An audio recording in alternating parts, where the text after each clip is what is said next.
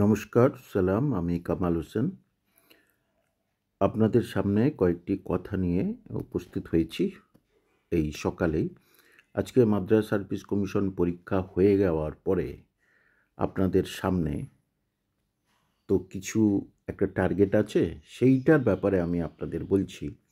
কারণ সামনে দুটি আছে, দেখুন, পঞ্চায়েতের ত্রিস্তরে প্রায় ৬,০০০-এর উপরে রিক্রুটমেন্ট আছে, আর একটা আছে পুলিশের। সুতরাং যাদের পুলিশের মাপজোক ঠিক আছে তারা কিন্তু এই পরীক্ষায় আসতে পারেন। কারণ এখন অধিকাংশ পশ্চিমবঙ্গের ছেলেমেয়েরা তারা স্কুল সার্ভিস, মাদ্রাসা সার্ভিস কমিশনের পরীক্ষার প্রতি আকৃষ্ট হয়ে আছে। আগেও ছিল, এখনও আছে, কিন্তু দেখা যাচ্ছে এই পরীক্ষাগুলো ঠিকভাবে সঠিকভাবে হচ্ছে না। তার ফলে ছাত্রছাত্রীদের মধ্যে একটি হতাশা এসে গেছে যে তারা কিভাবে নতুন নতুন পরীক্ষায় বসবে। আর সেই জন্যেই আপনাদের সামনে বলছি যে আপনারা সামনে দুটি পরীক্ষা আছে, যেটা হলো পুলিশ এবং পঞ্চায়েত।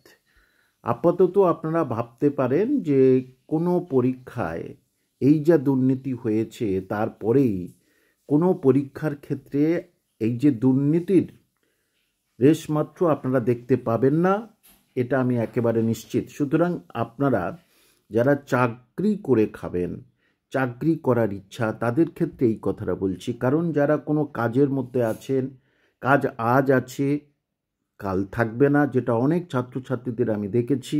তারা কোনো প্রাইভেট কোম্পানিতে প্রবেশ করেছে, কিছুদিন পরে দেখা যাচ্ছে তার প্রাইভেট কোম্পানি থেকে তার চাকরি চলে গেছে।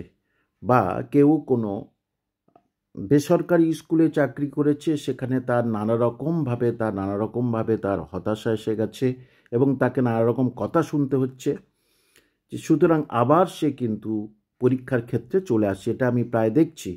সেই জন্য আপনাদের বললাম, আপনারা এই দুটো পরীক্ষায় বেশ ভালো শূন্যপদ আছে, আপনারা নতুনভাবে শুরু করতে পারেন। ভাবছেন আমি কেন বলছি, আমার কাছে পড়ার জন্য বলছি, তা একেবারে না। আপনার এলাকায় আপনি যার কাছে পড়তে পারেন যিনি অঙ্কে পারদর্শী, এবং অবশ্যই দেখবেন তিনি বা ইংরাজিতে পারদর্শী, জিকেটা বাড়িতে পড়ে নিতে পারবেন, জিআইটা কারোর কাছে পড়তে হবে। এবং সবসময়ের জন্য আপনাদের বলে রাখছি, অবশ্যই চাকরিজীবীর কাছে পড়বেন। একটা মানসিক পজিটিভিটি তৈরি হবে আপনার কাছে। কারণ কি, সে চাকরি করে, তাহলে ওর কাছে আমার পড়লে আমার ভালো হবে, মনের একটা দেখবেন ভালো এফেক্ট হবে।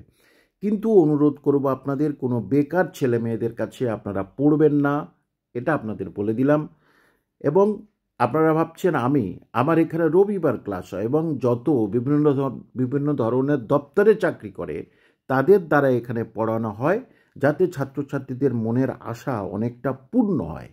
এবং আপনারা মনে করলেও আমার সঙ্গে যোগাযোগ করতে পারেন।